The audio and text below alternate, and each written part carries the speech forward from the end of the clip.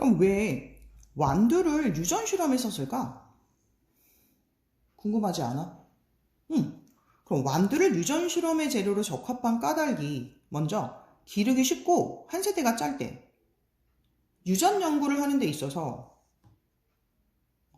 뭐 관찰을 한단 말이지? 그랬을 때 한 세대가 너무 길어버리면 관찰하는 사람이 늙어서 죽을 수가 있잖아. 그지? 그래서 기르기 일단 쉽고 한 세대가 짧을수록 유리한 거니까 완두를 썼다는 거. 그 다음 두 번째, 자손의 수가 매우 많다. 아까 얘기했던 것처럼 한 세대가 매우 짧다는 건 한 3개월 정도면 완두가 다 자란대. 그래서 완두콩이 무지 많이 열리는 거야. 그랬을 때 완두콩의 색깔이라든지 모양이라든지 관찰을 하기 위해서 자손의 수가 많을수록 좋겠지. 통계적으로. 그치? 그래서 몇 배갈은 둥글거, 몇 배갈은 뭐 주름지고 이런 게 나오니까 자손의 수가 많을수록 되게 유리한데 사람의 경우는 뭐 1명 정도 나오니까 좀 불리하다고 볼 수가 있지. 그 다음 대립형질이 뚜렷하다고 했다. 아까 형질에 관련된 얘기를 했었는데 완두의 형질 우리가 두 가지만 외우자고 했었지. 그게 뭐야? 하나는 모양에 관련된 거였고 하나는 색깔에 관련된 거였지. 그럼 모양이라고 하는 것도 형질, 색깔이라고 하는 것도 형질인데 모양에 관련된 대립형질을 한번 생각해보자. 모양이 두 가지가 있었지. 둥글다와 대립이 주름지다. 그럼 둥글다의 대립은 주름지다. 근데 둥글다가 우성이고 주름지다가 열성이야. 그럼 걔네들이 대립이지. 완전히 확실하게 딱! 완전히 뚜렷하지 않냐? 그 다음 색깔은 초록색의 대립은 노란색이었어. 노란색의 대립은 당연히 초록색이지. 그럼 얘네들도 노란과 초록 이렇게 색깔이 뚜렷하게 나타나는 거야. 그러니까 대립형질이 뚜렷하니까 얼마나 좋아. 야, 사람의 경우는 쌍꺼풀이 있다 없다도 되지만 어떤 애는 쌍꺼풀이 한쪽이 있고 한쪽이 없는 애. 야, 이런 애도 봤다? 그러니까 사람은 좀 대립형질이 좀 뚜렷하지 않다고 볼 수가 있지. 물론 뚜렷하게 나타나는 것도 있지만 그 다음 자가수분과 타가수분이 모두 가능하다. 아까 자가수분이 뭐였어? 한 그루에 있는 꽃에서 꽃가루를 암술머리에 옮겨주는 거. 그래야 열매가 맺는댔지. 그것도 가능하고 다른 나무에 있는 꽃가루를 다른 나무에게 옮겨주는 것도 모두 가능했던 거지. 그래서 완두가 유전실험의 재료로 적합한 까닭은 그냥 이것만 봐도 우리가 알 수 있을 거야. 무슨 말인지 알겠지? 그럼 멘델이 유전 연구를 하는 데 있어서 가설을 3가지를 얘기를 했거든?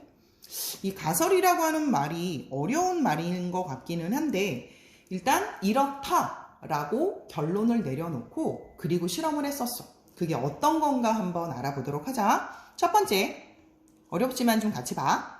생물에는 한 가지 형질을 결정하는 이 형질이 뭐라 그랬어? 모양이면 모양, 색깔이면 색깔, 한 가지 형질을 결정하는 한 쌍의 유전인자가 있다. 왜 한 쌍의 유전인자가 있다 그랬지? 짜잔! 보면 염색체를 보면 이쪽은 엄마한테 받았다고 하면 이쪽은 아빠한테 받은 거잖아. 그치? 그래서 한 쌍이 있어. 똑같이 모양을 결정짓는 거라든지 아니면 색깔을 결정짓는 거라든지 같은 형질은 같은 위치의 유전자가 존재한다 그랬고 반드시 한 쌍이 되는 거지. 오케이. 그래서 그 유전인자는 부모에게 자손으로 전달된다. 이걸 우리가 유전이라고 얘기를 하는 거지. 두 번째, 한 쌍을 이루는 유전인자가 서로 다를 때 예를 들어서 모양, 아까 여기 모양이랑 색깔 잠깐만 볼게. 모양이라고 하는 거 둥글다와 주름지다가 있었잖아. 그치? 그 다음 색깔이라고 하는 거 노란색이 있었고 초록색이 있었지. 그럼 얘네들이 서로 대립이잖아. 그럼 둥글다와 주름지다, 노란과 초록의 유전자를 한번 써보자. 아까 유전자는 어떻게 나타낸댔지? 알파벳의 소문자, 대문자로. 그럼 모양에 있어서 둥글다가 우성이거든? 그러면 대문자로 표현을 할 거고 둥글다가 영어로 둥글다 둥글다 round. 그래서 둥글다를 큰알이라고 표시를 할 거야. 그럼 주름지다는 소문자라고 얘기했으니까 작은 알이라고 얘기해주면 되겠지? 그 다음 노란색이 우성이래. 그러면 우성이면 노란색이 컬러가 yellow니까 큰 Y, 대문자 Y, 그리고 초록색은 그럼 작은 소문자 Y라고 얘기를 해줄 거야. 그랬을 때 한 쌍을 이루는 유전인자가 서로 다르다 그랬어. 그렇다는 건 여기에 큰알, 큰알이 아니라 큰알, 작은알을 갖고 있다 라고 얘기를 해보는 거지. 그랬을 때 하나의 유전인자만 형질로 표현된다. 하나의 유전인자. 자, 이 중에 누가 표현이 될 거냐면 우성이 표현이 되는 거야. 센 놈. 그러면 누가 세? 둥글다와 주름지다 중에 둥글다가 세니까 두 개의 유전자를 갖고 있을 때 이 완두콩은 어떻게 태어나? 둥근 모양으로 태어나게 된다 라고 하는 거고, 나머지는 표현되지 않는다. 이걸 우리가 열성이라고 하지. 표현되지 않는 건 열성, 나머지 인자는 표현되지 않는다. 그리고 하나의 유전인자만 형질로 표현된다. 이걸 우리가 우성이라고 얘기를 하는 거야. 유전인자가 서로 다를 때 얘기야. 이렇게. 그치? 그 다음 세 번째, 한 쌍을 이루는 유전인자는 생식세포가 만들어질 때 각 생식세포로 나뉘어 들어가고, 생식세포가 죽을 때 다시 쌍을 이룬다. 이게 무슨 뜻이지? 짜잔! 우리가 앞서서 감수분열 배웠지. 생식기관에서 일어났던 거잖아. 그치? 그럼 봐봐. 내가 요런 유전인자를 갖고 있다. 완두콩이. 내가 완두콩이면 그럼 얘가 어떻게 생식세포를 만들었었지? 생각이 안 난다고? 뜨른. 그럼 봐봐. 얘가 요렇게 먼저 복제를 했었지. 그건 생각나? 자, 그러면 전기 때 뭐 했었지? 얘네 둘이 접합을 했었지. 그럼 전기 때 접합하면 좀 작게 그려볼게. 전기 때 접합을 해서 이런 식으로 염색체가 나타나서 이가 염색체가 됐단 말이야. 그지? 그러다가 중기 때 중앙에 배열을 하게 되고 얘네들이 반으로 갈라질 거야. 맞지? 그러면 얘도 큰알, 큰알. 얘는 큰알, 큰알. 그치? 좀 더 크게 그려야 될까? 잠깐만. 뒤에다 설명을 해줄게. 먼저 아까 얘기했던 것처럼 얘가 큰알이라고 하는 유전자를 가졌어. 엄마한테 받았어. 작은알이라고 하는 유전자를 가졌어. 아빠한테 받았어. 자, 그러면 얘가 복제를 했었잖아. 그래서 원래 염색체는 어떻게 나타나? 복제한 형태로 이렇게 나타나게 되어 있지. 막 점점 커지고 있네. 자, 이렇게 복제한 형태로 나타나고 있다. 맞지? 맞아? 생각나? 자, 그랬을 때 복제한 형태로 나타나고 이게 접합을 했었거든? 생각나? 이게 접합을 했을 때 얘가 큰알이지. 얘도 큰알, 작은알, 작은알 이런 식으로. 맞지? 그랬을 때 중앙에 배열을 한 게 중기였었고 서로 상동 염색체가 분리돼서 나눠질 거야. 그치? 그래서 어떻게 나눠졌어? 여기가 만약에 큰알, 큰알. 그래서 큰알, 큰알이 되고 이쪽은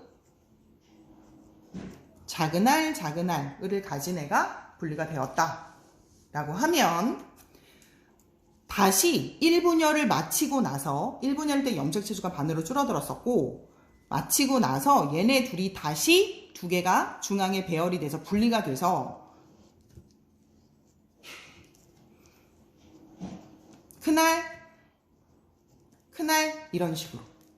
생각나? 그럼 얘는 다시 또 분리가 돼서 얘도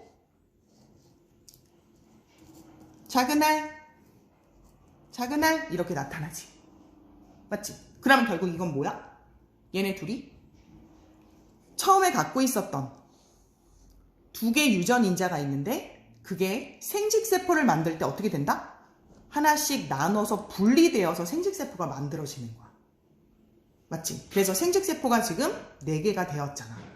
그럼 만약에 얘가 정자였다고 하면 다른 곳에서 얘를 난자로 해서 얘네들이 다시 만났을 때 다른 곳에서 만들어졌다라고 가정을 하면 얘네들이 만났을 때 다시 하나의 개체로 우리가 성장이 되는 거거든. 그 얘기를 하고 있는 거야. 다시 뒤집어서 짜잔 쫀쫀 한 쌍을 이루는 유전인자는 생식세포가 만들어질 때 각 생식세포로 나누어 들어가고, 이거 되게 중요한 말이야. 각 생식세포로 각 생식세포로 나눠 들어가고 생식세포가 수정될 때 다시 쌍을 이루게 돼서 결국 다시 상동염색체로 하나의 개체가 된다라고 하는 얘기거든. 그래서 나눠 들어간다 라고 하는 걸 분리된다 라고 얘기를 할 거야. 그래서 나중에 분리법칙에 이것이 이용되는 걸 알 수가 있다 라고 하는 거지.